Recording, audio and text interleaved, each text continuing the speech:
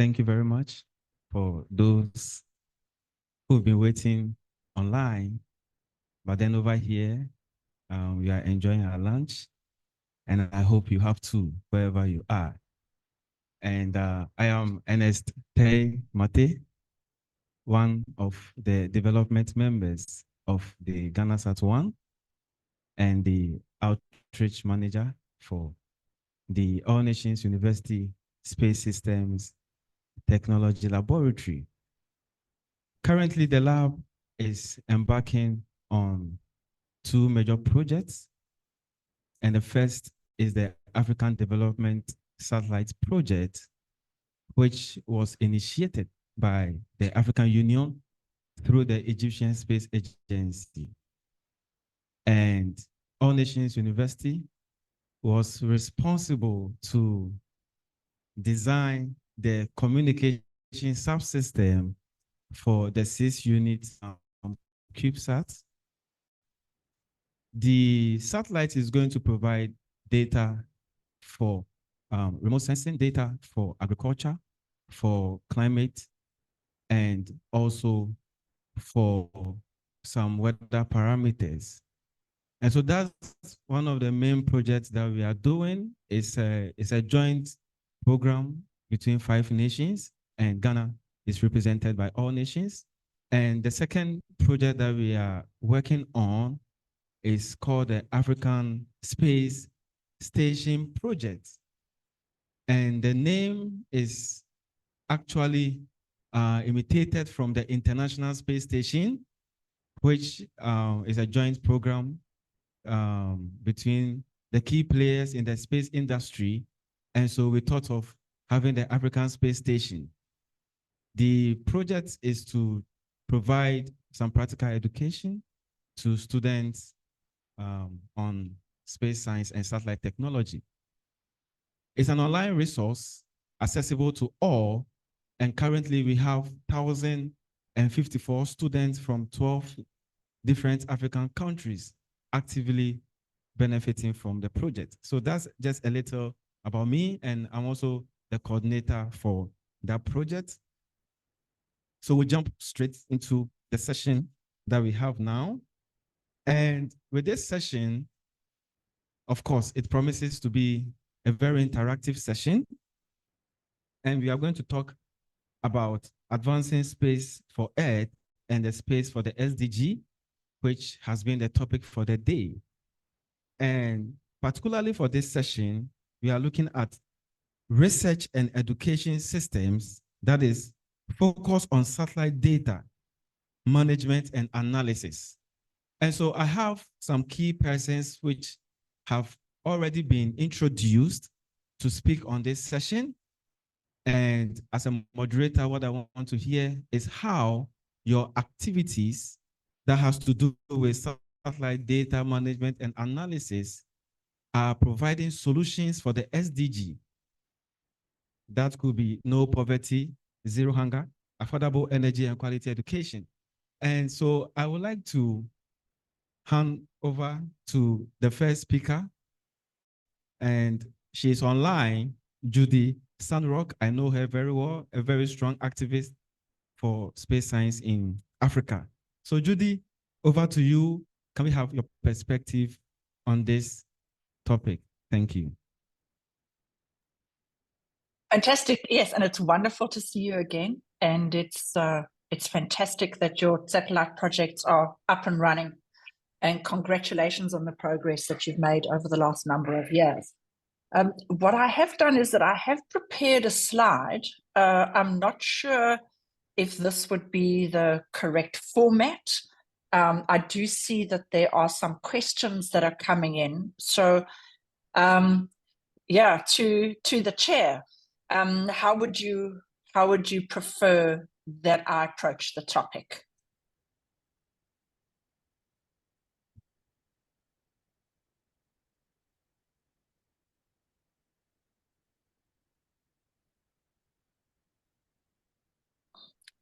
What I could do is that I could, oh, okay.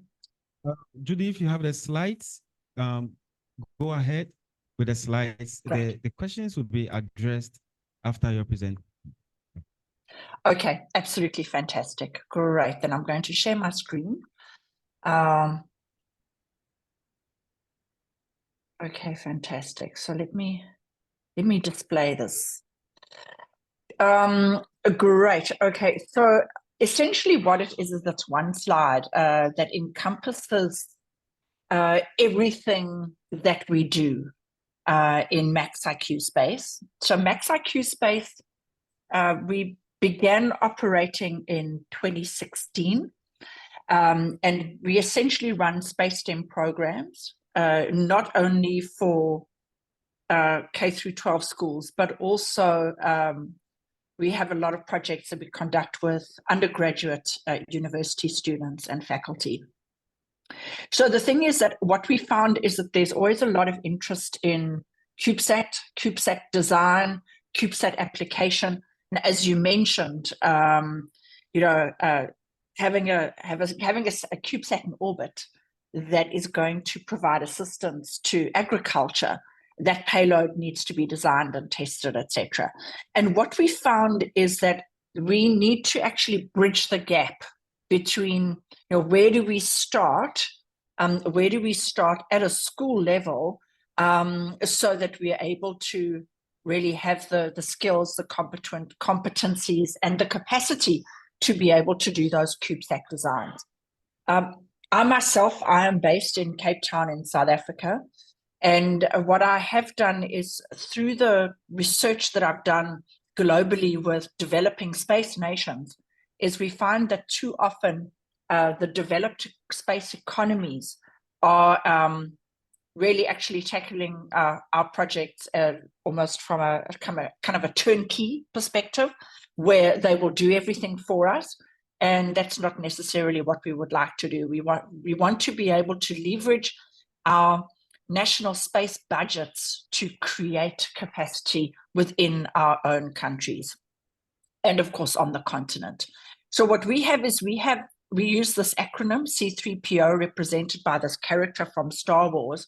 And what it does is it takes each element that we need to consider when designing a CubeSat into consideration: communication, payload, power, pointing, and operations. And so what we do is our K through 12 space STEM program is very hands-on with our MaxIQ kits. And I'm not sure if you can see it on my video, but it's modular electronics that we connect together without soldering. Everything runs 3.3 volts. And if I take, for example, this light sensor, this is the exact light sensor that's going to fly eventually in orbit. So right from the very beginning, we are working with the sensors, with the MCUs, the computer chips that we are going to be utilizing on our satellites. So we have a number of experiments that we do relating to an understanding modular electronics, and we have out the audio because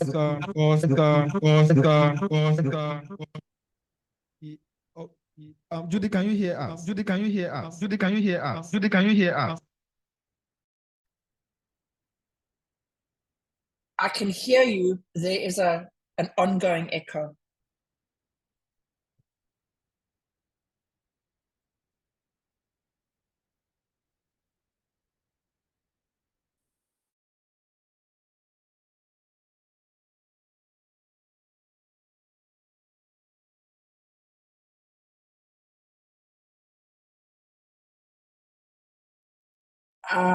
If you prefer to write in the chat, if you would like me to continue. Yes, I was saying that.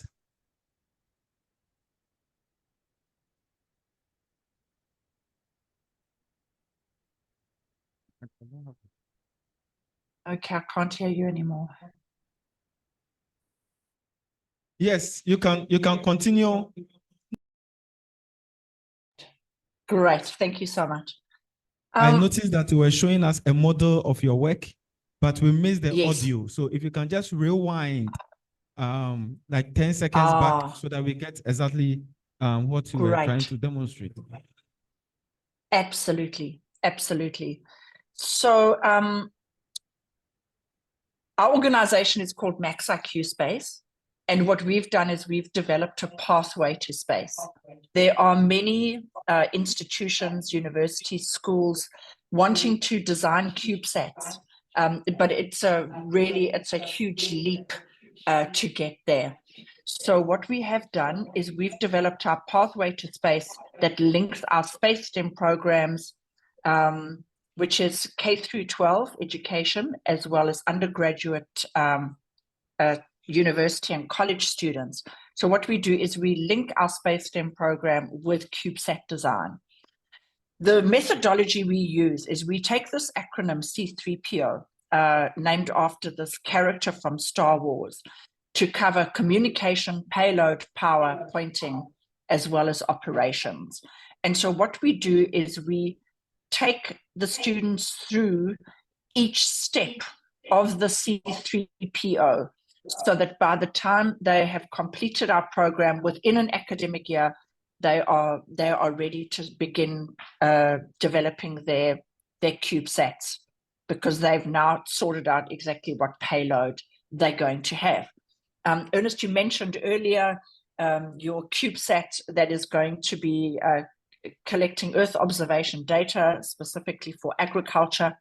And that is a really great example of a payload that is really, really useful. But I'm sure it took a lot of work to actually for you to be able to develop that payload and get everything right. You needed to consider communication, the payload itself, cameras, etc., power and pointing, as well as operations. Now, pointing is really important because you want the camera to be pointing in the right direction all the time. So we have our space STEM program, which we roll out at schools, which is very much hands-on experiments with Max IQ kits, understanding modular electronics. And we also have a number of experiments that we've designed that assist with payload development, so that the students can begin designing and testing the payload that they're eventually going to have on their CubeSat. All of these projects relate to space, sustainability, career and workforce development. It's absolutely crucial that in parallel with all of our projects funded by our national space agencies, that we use these projects to develop local capacity and skills so that we can deliver as much as possible from the continent. We have accreditation from STEM.org, from NASA, as well as the United Nations in terms of the United Nations Sustainable Development Goals. We have been appointed as one of the implementation partners for the UN regarding the Sustainable Development Goals across the continent. And I did see while we were joining that there was a question about how can we run projects in conjunction with NASA. We do have that accreditation. We have very strong relationships with the team at NASA, and they are very, very eager to engage with everybody on the African continent. So all we need to do is reach out to them, and they will be there to assist us. So in terms of, so now that we've done a number of experiments at school and in and around in our local environments, now we can start looking at remote sensing. So here we look at Internet of Things, and we have a number of challenges there. And that is really important when it comes to smart farming, collecting data, having thousands of sensors across an area so that we're really able to understand what is going on, soil moisture, atmospheric, relative humidity, temperature, light levels, all of that kind of thing, and relate that to the data that we're receiving from satellites, the Earth observation data. We, at this point as well, we introduced the TinyGS ground station. I'm sure a number of you have heard of the TinyGS network. It is, it's a community, a global community, which is an open source platform for anybody to build a TinyGS ground station. And they are tiny, they are literally this big. The antenna is as big as a laptop, and the kit itself is basically 4 of our X chips. connected to that antenna, and then you've set up a TinyGS ground station. And if you go to the tinygs.org website and you have a look, we really need a lot more of those ground stations on the African continent, because there's a bit of a gap there.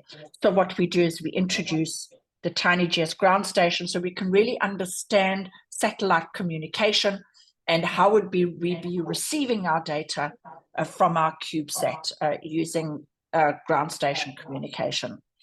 Then what we do is we start gaining altitude. I think one of the presenters later on this panel is going to be talking about low altitude balloon flights, which is really a CanSat flight. And here, what we do is we test communication. So we test the LoRa radios, flight station and ground station, and make sure that is all working. And then we do have a high altitude balloon project. Once a year, we are supported by NASA. NASA does an annual high altitude balloon project from New Mexico in the USA. And there are actually 4 African institutions that are on the rideshare this year. And that is taking place on the 15th of August. So it's mid-August every year that we do this rideshare with NASA, with their balloon office managed out of NASA Goddard on the east coast of the USA. So here we're really able to test those payloads that the students are launching in really cold conditions and very low atmospheric pressure conditions. And then the Judy, final you have step. A minute more to wrap up, please. Fantastic. I don't even need another minute. So, and then the final step is to test those payloads in microgravity as to see how they would perform in orbit. And here we have an International Space Station rideshare, which we do twice a year. So that's really our pathway to space. And ideally, this entire pathway should be completed within an academic year. Sometimes we find that schools or universities are not ready for the International Space Station, so then they just wait for the next flight, and we do those twice a year. So there we have it, and I'm very happy to answer questions either live or otherwise in the chat. Right. Thank you so much, Judy. We'll go to our next speaker, and then after that we'll have another, and then we'll come back to address the questions on the chat. And so I would like to move to Prof. Pierre Horugu, who is the Deputy Director General for the National Polytechnic Institute, Félix Houphouët-Boigny, and he will tell us what he is doing that has to do with satellite data management and analysis, providing solutions for the SDGs.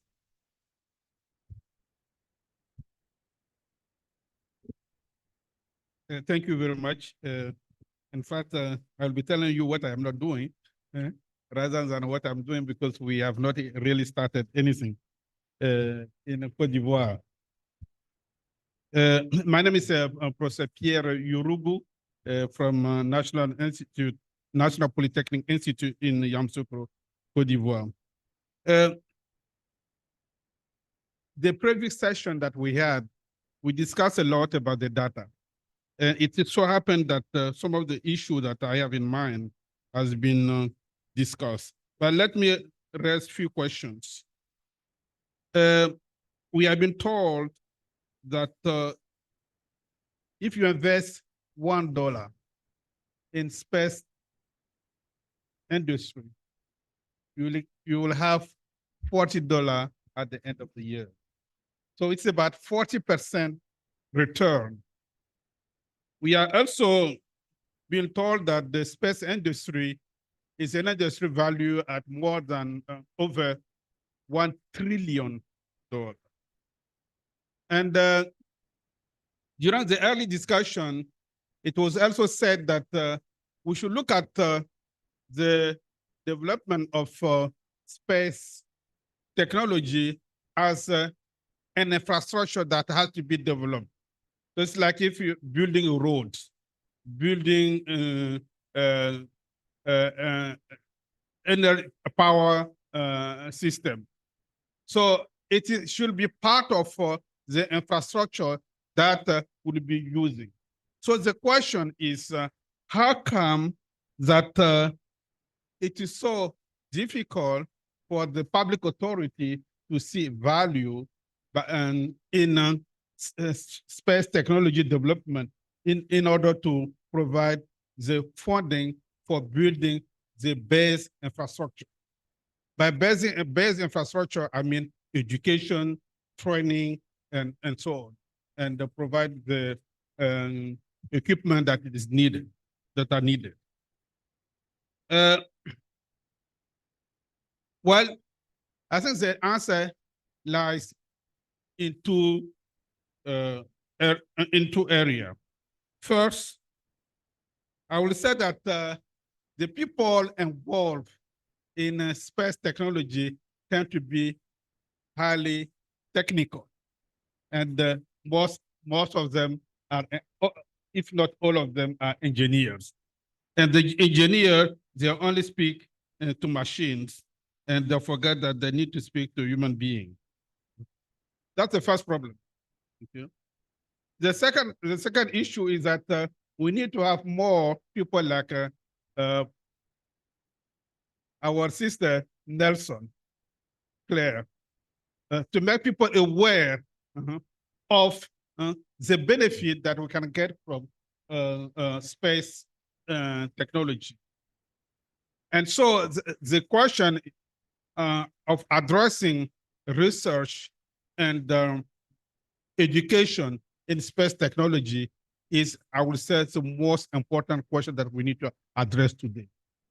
If we fail to make people aware of the benefit that we have in space by developing space technology, then we will not find the funding, we will not find people to listen to us, and we will not find our multilateral development bank that's supposed to help us develop embark on that particular issue. And we all know the benefit of space technology. Well, everybody understands that the application using the space data has enabled us, and we have seen several examples, to monitor the environment issues, to analyze the trend in environment and the climate change. It also has helped us to predict, monitor, and even prevent natural disaster. And that has helped also in urban planning and develop agricultural, smart agriculture, okay, meaning that we know exactly how much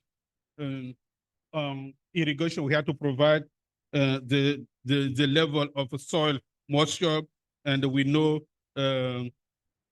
how to mitigate some of the risk. Okay, all this is solution we get by analyzing data from space. Okay, everybody today use GPS. Okay, and we use also internet, and but yet people don't realize that those information we get it because we have an infrastructure based on using space data. So it is our duty to educate people and to make them understand the importance of supporting that. Those I think that maybe may understand the need for space is the national security. And in Cote d'Ivoire, when we decided that, when we are pushed to have a paper on space policy, the first thing that we were told is that the Minister of Defense should be the key person to be on that.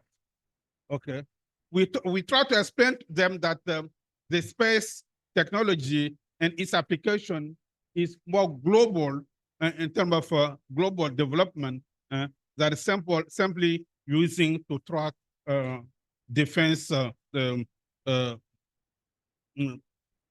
needs, defense security or defense intelligence. Okay. So people don't see that the space technology should, the need for space technology is the same, should be the same level as the need to have a good roads, to have a good hospital. They don't see that.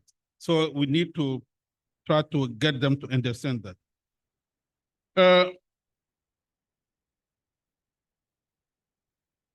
I will not talk very much about data management analysis because this is quite technical, and I'm sure that my younger friend Ernest can talk about that. Okay, because that's what he's doing. Okay, but because of interdisciplinary nature of space data, we need to have interdisciplinary collaboration. Okay. And which means that this it should not be only in the school of space engineering, but it should be across the board in all educational system that we have. And the question has been raised about the policy and ethic consideration. Sharing data is necessary if you want to work in a collaborative way. But at the same time, data sharing creates a risk that we need to be aware. Okay?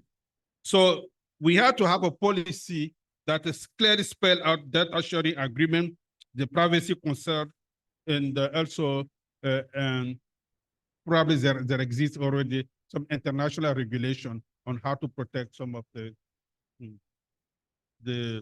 data that may, so that they won't fall in the hand of bad intention users.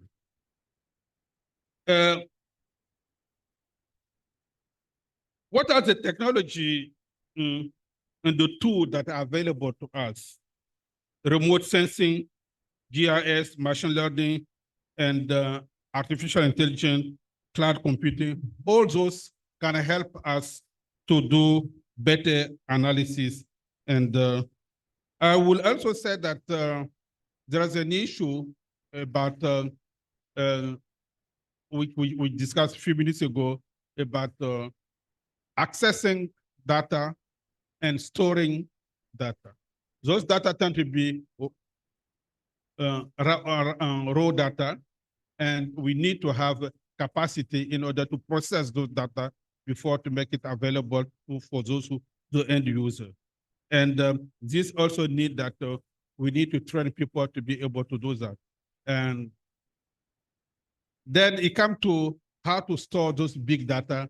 And so also it means that either we go to Amazon or Google Cloud, or we have our own way of storing those big data, which also means that we have to have a system in place that to store the data and protect this data.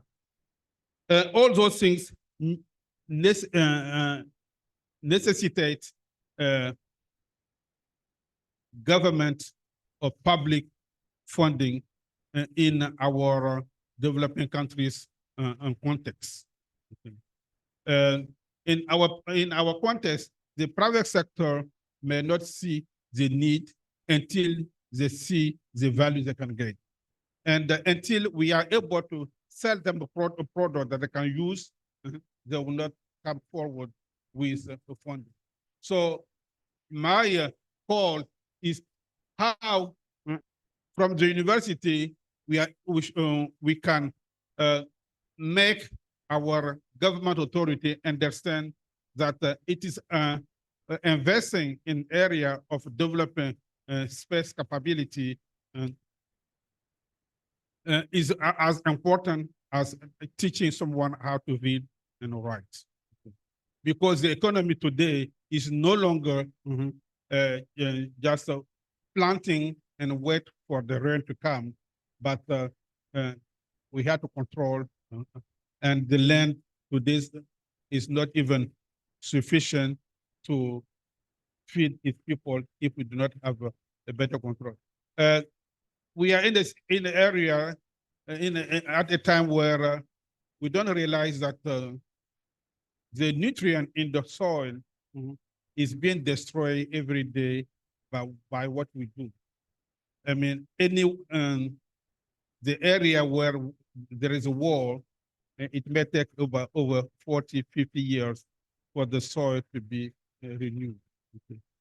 Okay. But if we are able to use space technology and be able to protect the land, the agricultural land, we should be able to help our help feed the population. So all those things, I'm not sure was people understand. I will say that myself before I met Professor Mensah, I was not very much interested at all in anything about space, okay? Because I was more oriented toward finance and those kind of things, okay? But as I read more and more about it, I see that it's so important, but we have to be able to get people to understand the need.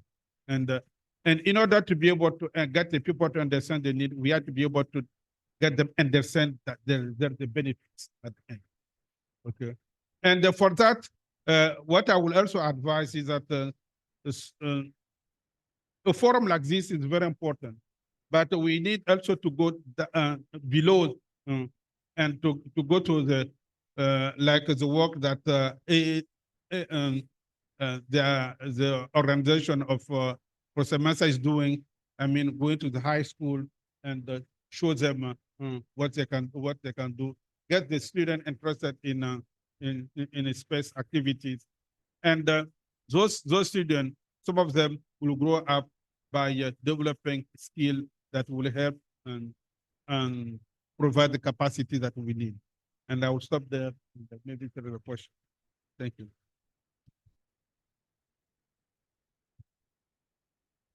Thank you very much, Prof. Pierre, who is very experienced in international relations and very passionate about space.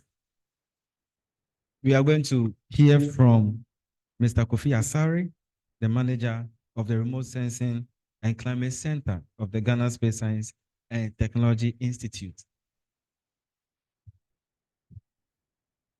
Thank you very much.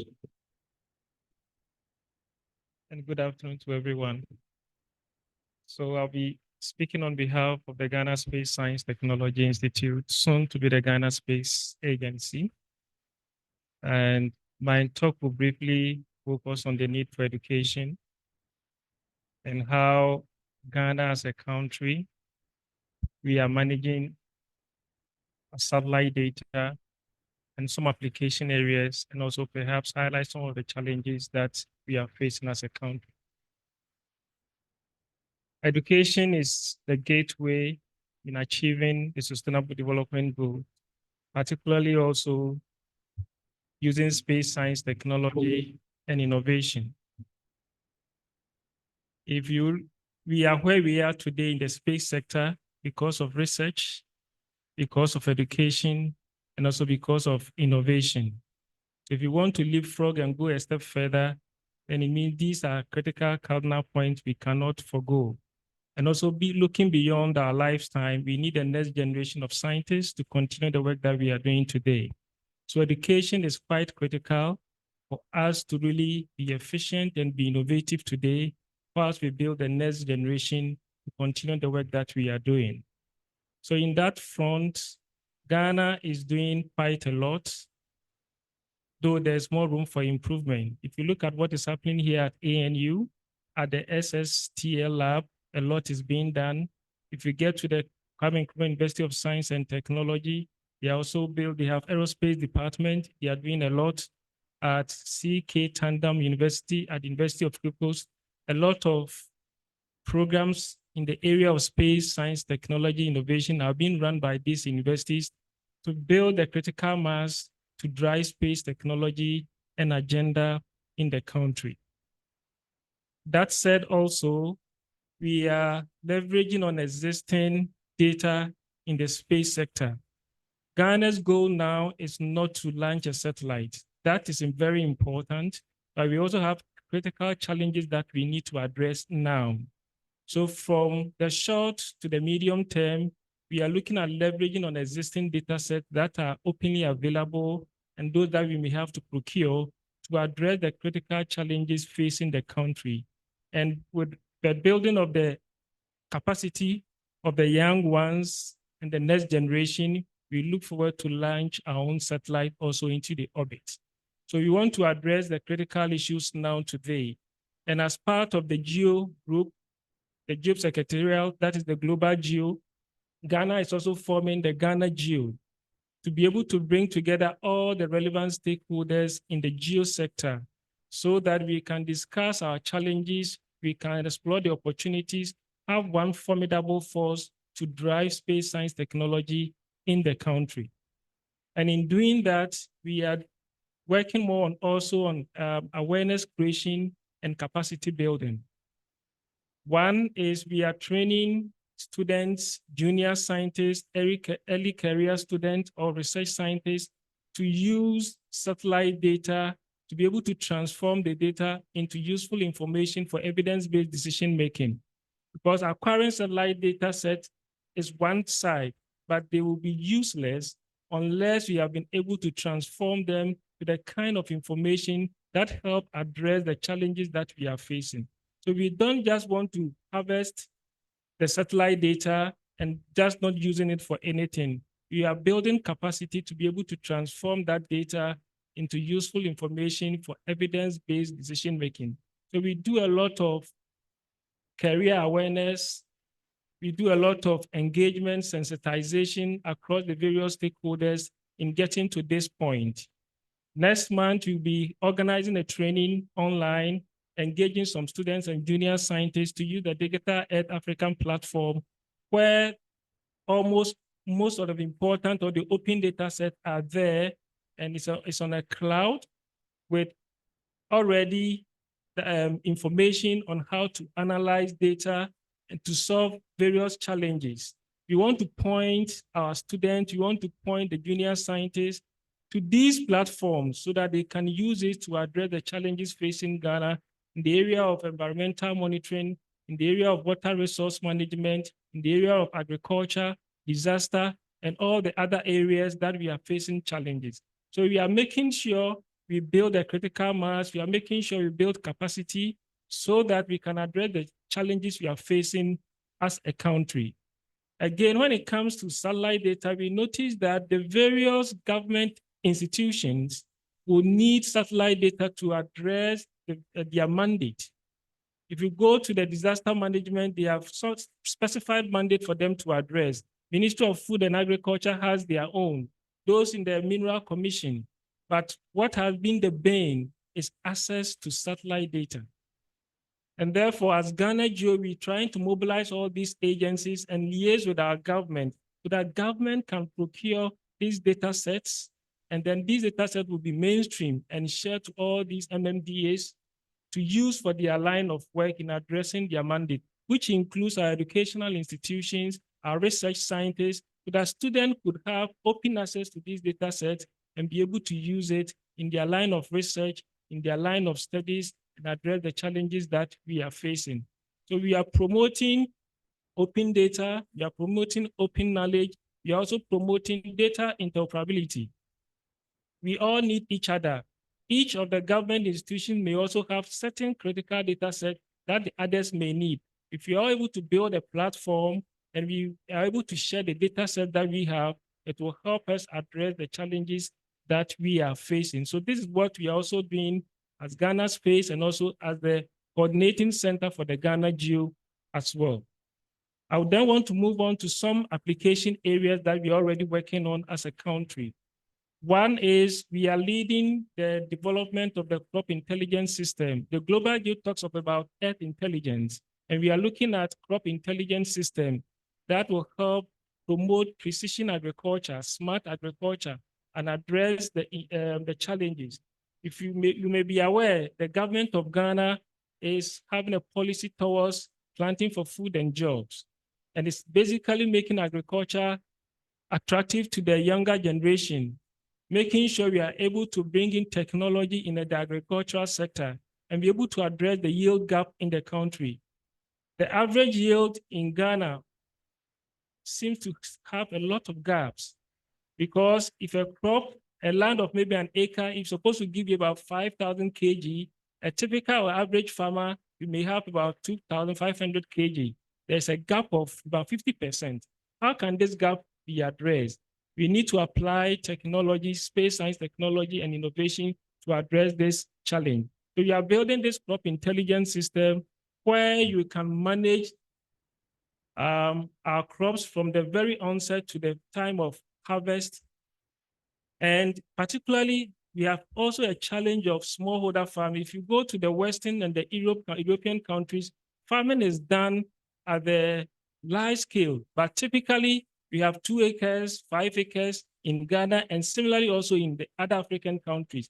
So we need to build a technology, a system that meets our context and address our typical challenges as a nation. And that's why we are building this intelligence system that will be able to address the challenges faced by the smallholder farmer, so that we can monitor crop health from the beginning and also to the time of harvesting. In this case, if there are issues with soil moisture, they'll be able to see and pinpoint to that area and address it. If it is about disease infestation, farmers can see and address it in near real time. If there's an issue of management practices as a result of climate and weather issues, they can then address those issues. And by making relevant decisions and addressing specific problems and challenges on their field, you will then be able to improve yield and address the yield gap issues and promote agriculture, food security, and also increase food production in the country. Another area that we are working on is our environment. Mining is leaving footprints on our land, and it could be negative or positive. And these footprints has to be addressed. And we're also developing a management system, a platform where we can monitor both legal mining and illegal mining activities. We need to ensure that those who have been given concessions with the relevant licenses are operating within the framework and the laws of the country. We should be able to do that. And those who are also doing illegal practices, we should be able to track them and address those issues. And the best way to do that is also employing space science technology and innovation. And I can tell you from 2007 to 2016, about 47,000 hectares of land in Ghana was converted to mining. And the high chunk of that land was as a result of illegal mining activities. We are working to update this to up to 2022 and 2023 and 2024. The goal is to build a system where government can, in near real time, assess information to guide policy and decision-making. You will notice that in 2014 and 2015, these years were the peak of illegal mining activities in the country. Government came up with a policy.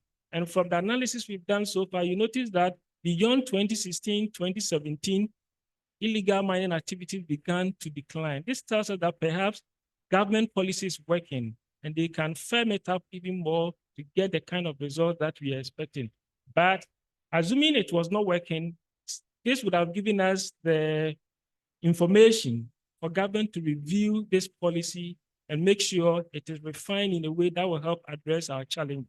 We also talk about our coastal resources. Ghana has about 55 kilometer coastal line that is being impacted by issues of sea level rise, coastal erosion, and among others. And you bear with me that our coastal line also bears one of the key cities with a huge economic activities. particularly our capital city, that is Accra. And therefore, we need to really monitor our shorelines. We need to make sure development practices are done in line with what we are expecting and address the issues of climate change. For example, along the Keta area, there is about 2.2 meters erosion per annum. So if you are constructing roads and developing facilities, and we want to really check, then we should know the extent of erosion so that we put developmental projects at the right place. Again, try to help communities along these shorelines or these communities along the coast, try to relocate them or put in place measures to address extensive erosion to make sure they are safe and they can also continue their livelihood. Again, we have a lot of forest resources that also help us maintain sea erosion. If they are being destroyed or being eroded or being destroyed, it means we have to make sure that kind of ecosystem is also maintained to ensure that our coastal resources are kept and we keep the natural ecosystem in place whilst we ensure that communities along the coast are also developing and they are also thriving, and we are therefore improving their livelihoods and reducing poverty as well. So these are the areas of applications that we are doing as a country. There are other more, but because of time, I want to end here, and further questions can perhaps come out with more of what we are doing as a nation, led by the Ghana Space Science Technology Institute. Thank you. Thank you very much, Mr. Kofi Asare. It's evident that the GSSTI is doing a lot in Ghana. There is an issue which was raised by, well, I will ask some few questions and then we'll take the questions from online. But then there was a key comment which was made by Prof. Perry, and I would like us to look at that. He mentioned that when we are presenting our proposals, we sound too technical. We sound too technical. If from an engineering perspective, and I want to have sponsorship from the government or from an investor who doesn't know anything about space, and I go and I sound too technical, I will not have their attention. And so I would like to bring Dr. Jaja into this because you are an expert in writing such business proposals. What do you think are some of the key mistakes that we do? Example, if I meet an investor, I want the investor to appreciate what I've done as an engineer. So I say, I have used a microprocessor which has this RAM to do this. He doesn't care about that. What I would recommend, and I've been giving some thought to when I meet with you guys tomorrow, to help you to develop a project charter. A project charter has a lot of good information, but very succinct. So we can do a one-page product charter, or we can flesh it out in details. But what it has, it's the name of the project. So you have to be very specific as to what it is, where it is located, who is the sponsor. I'm going to give you all of that. I have it documented. Who is the sponsor? What is the business case? And the business case has to be very, very clear. Why it is that you're doing it. And then what is the problem statement? What problem will it solve, or what benefits is it going to bring? Yeah. What is the scope of the project? What is in? What is not in? What is not in scope? So that you are defining it very clearly. Who are the stakeholders? Because in any of these things, you have key stakeholders, and then you have a lot of other stakeholders. What we do, we identify all of the stakeholders, and we do a stakeholder map, and we identify who has high influence, high impact, and who has high interest, and so on. So we'll do the stakeholder mapping. What are the objectives? Very specific objectives, smart objectives, not smart like Dr. Nelson, smart but smart in terms of specific and so measurable, time bound, so you can actually see it. And then what are the deliverables? And the deliverables have to be specific so someone can actually see what the output of this is. We're not talking about outcomes yet, because the outcomes would have been written up in the business case and the benefit statement. And then the milestones, yes? Because we're going to use a project management approach. We can either use agile approach, which I would recommend in this environment, or we can use the traditional waterfall approach. You probably will do a hybrid of that. And when you lay it out like that, then you, of course, you do your budget, right? And when you lay out your charter like that, if you bring somebody else on the project team, they see clearly.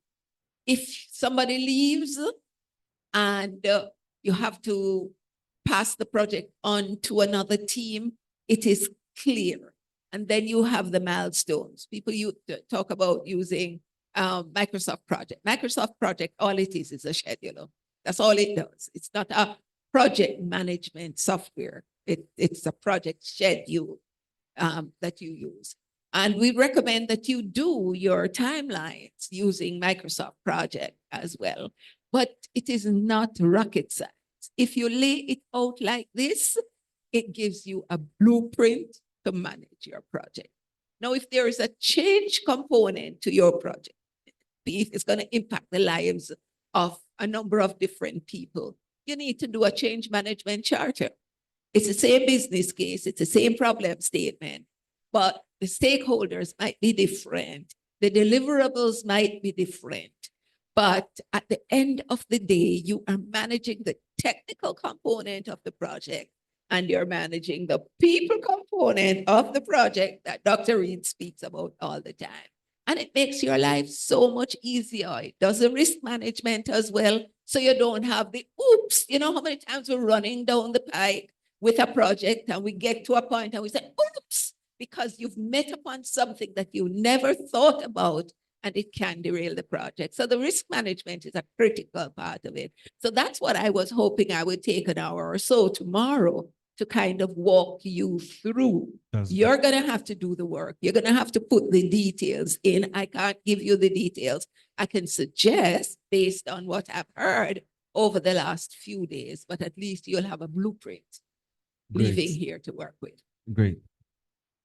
Dr. Nelson? Yes, just a quick addition to that on the subject matter of the investor. Because I have been talking to a couple of people who have access to investors about what I'm trying to do. And the first question, these are American companies. First question is, why should we care?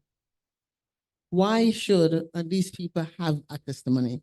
They're funding companies, VCs to do all kinds of things in the space community in America. And so if I go and ask for 20,000, nobody's going to take me seriously. So they want me to come at this with 2 million. I mean, you can't get them with 20,000. That's a waste of their time. But first of all, why should they care?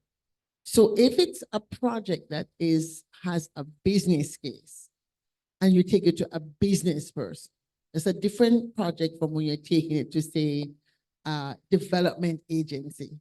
And even development agencies, and Dr. Pereira knows this, he worked at the World Bank, I work at IDB. We also have, let's say, a lens through which we view PRISM.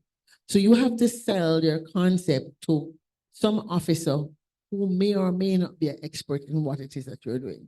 So then the language of the department that claims to have interest in, let's say, agriculture, you'd have to go with same thing. What is the business case that this project is going to lead to the agriculture outcome, and make it clear?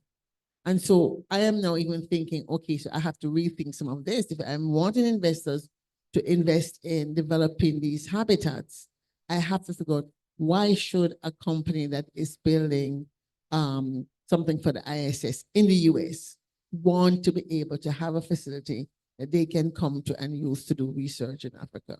What does Africa offer specifically? It's going to help them meet their goals of getting their low on budget, on time, and with quick, efficient technology. That's great. That's great. Dr. Jaja, tomorrow's meeting, is it closed or is open? Well, a lot of things have changed. It was supposed to be the AFCONSAT people, but since you are the chair of AFCONSAT, since ANU is the chair of AFCONSAT, ANU really gets to decide how you want to run that session.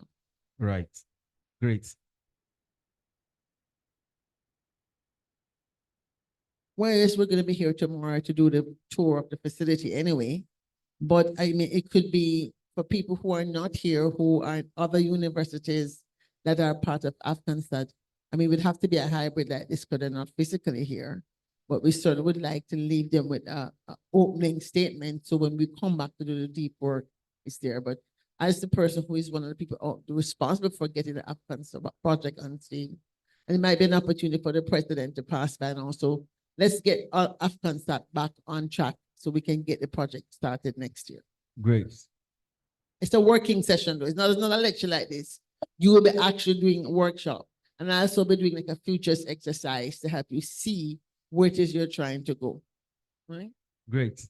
For those online who may not be privy to AFCONSAT, AFCONSAT is a constellation of satellites which will be designed by African nations to solve problems in Africa. I would like to go to Judy. I hope Judy is online. You mentioned about, I think you are doing very great with the education aspects of your work. And so I would like you to tell us an example of a school which has been able to successfully adopt your product into their education curriculum, whether it's a private institution or it's a public, and what were some of the challenges that came with the adoption process of your product? Right. Yeah, thank you for that question. We have implemented our program at hundreds of schools across the world, most actually being in the USA with NASA funding. However, we have got some really good examples on the African continent. One of them is Soneka High School in an underprivileged area, suburb of Cape Town in South Africa. And Soneka High School is a government-funded school. They have a large percentage of the students whose families can't afford to pay fees. So they rely very, very heavily on government money as well as donations. And they've been running our program since 2016. And what we have found is that they're still using the original X chips and kits that they received in 2016. The technology itself is incredibly hardy, and because one uses these connectors to put them together, everything gets reused continuously. There's no waste, there's no consumables. So and so what they've done is certainly space was the initial inspiration. They have had one payload on the International Space Station. I'm not sure if it was during 2020 or if it was during 2022, but I do definitely know, I know that they have had a project on the International Space Station. But where they find that most of their focus is actually in from an agricultural perspective. So the school itself had quite a large piece of land, and they found that actually having sports fields wasn't really effective, because the thing is that the sports fields required a lot of maintenance.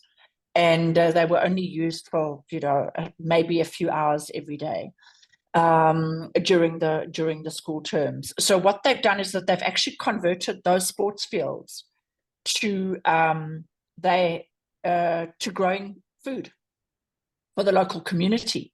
So they have a small scale farm there, and they use the technology, they use the X chips for monitoring soil moisture, atmospheric pressure, temperature, as well as relative humidity. And in some cases, they've had some materials for tunnels donated. So, for example, they're growing a lot of tomatoes in the tunnels. They have some shade cloth to protect from birds, attacking their small scale farm. But really, what they've done is they have actually really improved the output of that piece of land that they have. And on weekends, they run workshops for local community members on how to actually have their own, grow their own food in terms of micro gardens, micro vegetable patches. So what started off as a space project has really turned into something that delivers a lot of benefits for their local community. And they've won a lot of awards. They've got a lot of PR out of their different projects. And with that, they've been able to raise a lot of funding from private industry. So there is a really good example. We do have some private schools, well-funded schools that adopt our program around the world. Once again, they have space as the inspiration, and they have conducted projects on the International Space Station as well. They've had CubeSats in orbit using our technology and our development pathway. I think it's really important that we engage both private as well as public schools. We certainly don't want anybody to get the impression that Max IQ Space is only for wealthy schools, or the corollary of that, which is Max IQ Space is only for underfunded rural schools. So we believe in inclusion, and so it's really important to us that we serve everybody. And yeah, in cases where the money needs to be raised, we will help with the fundraising, we will help with that PR, so that everybody's able to raise the funds to participate. I hope that answers the question. Right, it does. It does. Thank you very much.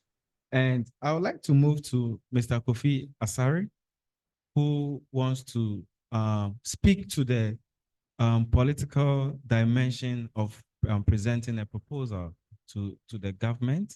And since he works with the government, he will have some experience in that.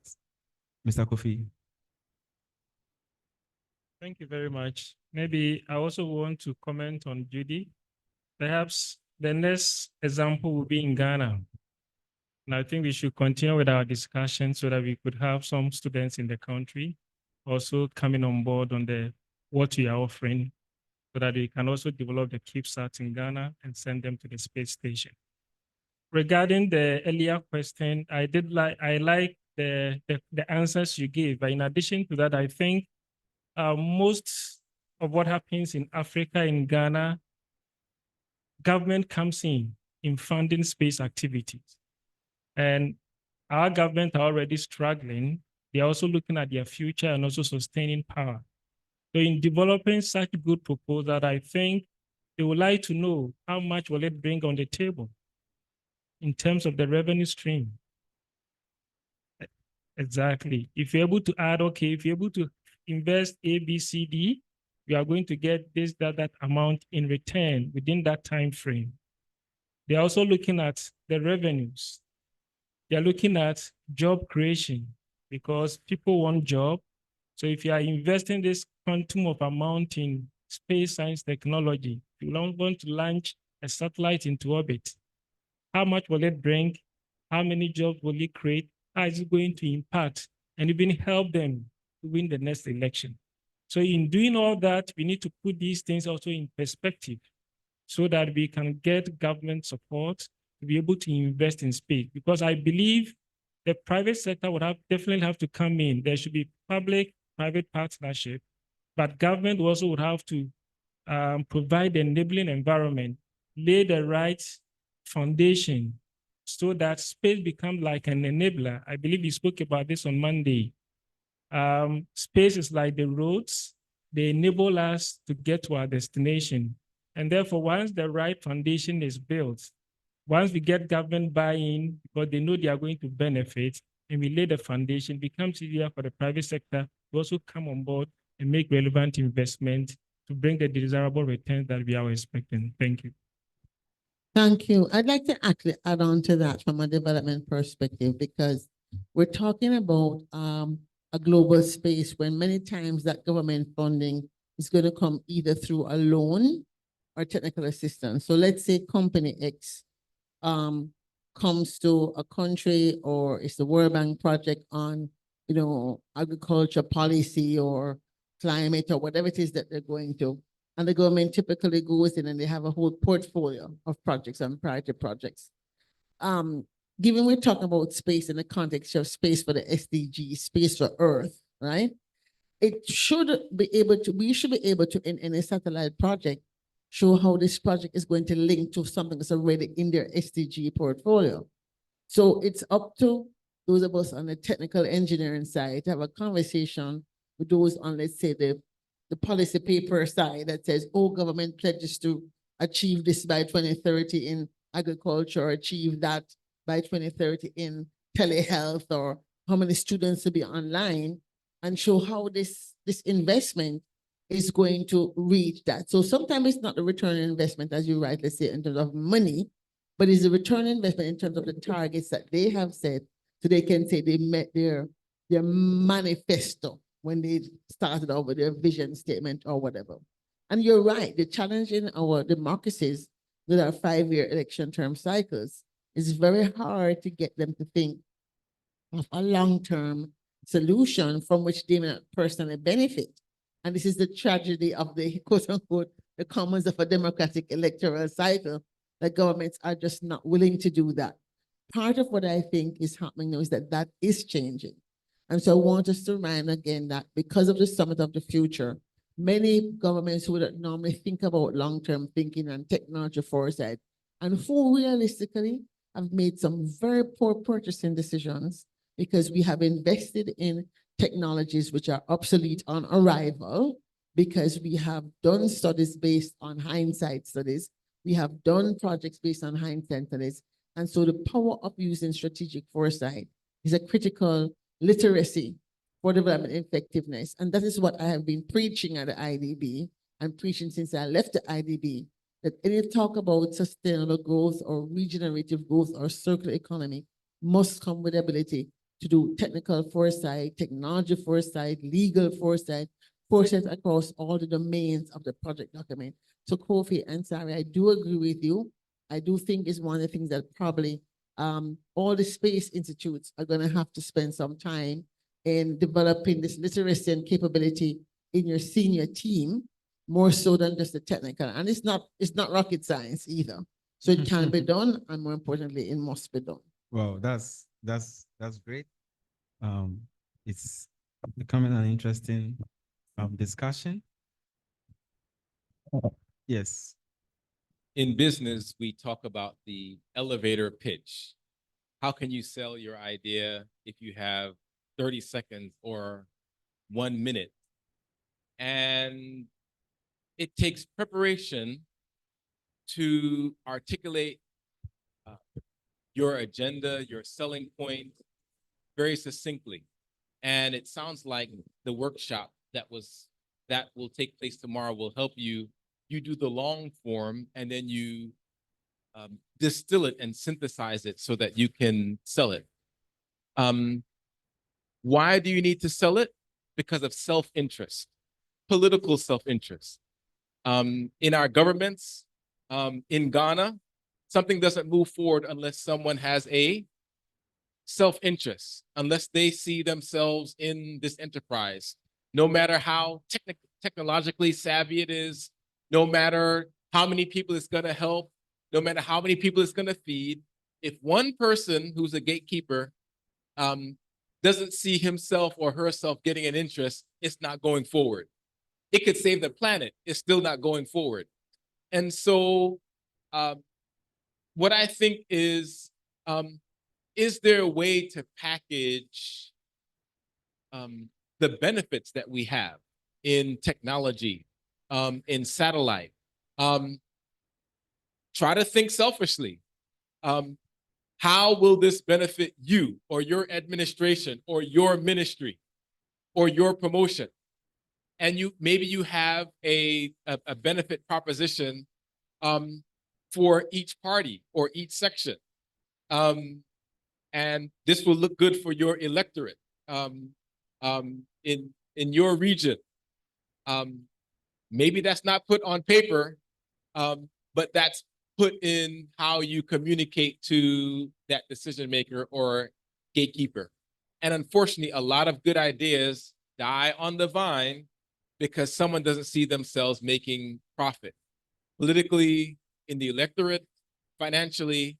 We can preempt that by having some of these concerns addressed to be able to move our ideas forward. That's very impressive. Okay, I'm having a lot more hands. All right, please, Dr. Mensah, a minute, and then Dr. Kwabena, a minute. Thank you. Thank you, all the presenters. Thank you, Judy. Judy and I met about 4 years ago, 5 years ago, after we signed the MU for the African Side project. We had a meeting and we were looking into ways to use the MassIQ instruments. Judy is also part of our new project, the project with Tanzania, designing a CubeSat, because we want to use the MassIQ instrument to do some measurement, environmental measurement, and use it for smart farming. So, Mr. Asare, you don't have to wait for Judy to come. You can come to us. We'll show you how the MassIQ sensors work. I should have brought that here, but we send it to the US, to South Africa, and then to US for the high altitude balloon. So that's great. Mr. Kofi, thank you very much for your attention. All right, the last minute from Dr. Kwabena, then this session ends. I want to add up to what Dr. Mensah said and also my brother Kofi is saying. Now, I think there's already a program ongoing, which is development in Africa with radio aeronomy, DARA. Yes. Now, with the project, myself together one lady from GAEC went to the northern Ghana, which is a major food basket in terms of cereals and grain for Ghana. Unfortunately, farming is not done on a commercial basis. It's subsistence farmers who do that. And they had some challenges because data from Ministry of Agriculture says that we have only about 700 agriculture extension service workers. And with this, they will not be able to cover all these areas, and that we needed satellite information to help out with providing information, let's say the weather, the soil moisture, soil temperature, crop maturity, infestation, those things. So we went there, we met them, and they brought out these challenges. And in fact, there's already an app from NASA which can be used, when you take the field measurement and everything to support the farmers. The only thing that we're there to do is to be able to install some ground sensors so that we can validate the satellite data in order to get the actual information for the farmers. So if, let's say, you're writing a proposal and you're able to bring in these things to really tell policymakers that these are some of the things that you can do to fill out the shortfalls or the gaps, then they can buy into it. So I'm still standing on the point that the awareness creation in terms of remote sensing data or satellite science is still at a very low level when it comes to our policymakers. They don't know it. So you're doing very well. but I think there's still a long way we need to go. We have to include a lot of people across the country, because almost all the time they will use the issue with clouds. Clouds limit the performance of satellite data. Is it very true? So let's get people also in the field. With just a sensor, we can apply a sensor to validate, make use of AI, or let's say machine learning. Try to see the errors so that you can apply to larger area. And with that, I think investors also know why they can also invest in that and possibly go on, because there are a lot of areas now we can use AI and everything, link up with agricultural farmers, crop producers, link up with suppliers, link up with the markets. And with this one, you know, it's like just like the chain issue we're talking about. We try to eliminate some of the issues we have with robbers attacking market women, all those stuff, because guests can transport them straight away to wherever there is a market. Thank you. Thank you very much, Dr. Kwabena. And that brings us to the end of this session. But I must say that tomorrow's training session will be a little open. And so I will encourage professors online, if you can share the link to your students so that they can join to know how to do a business charter and the elevator pitch that was just spoken about. Here at All Nations, we are going to have a lot more students participating tomorrow. So it's going to be a very interesting time. Thank you very much for making this session very interactive. Thank you. Is Joseph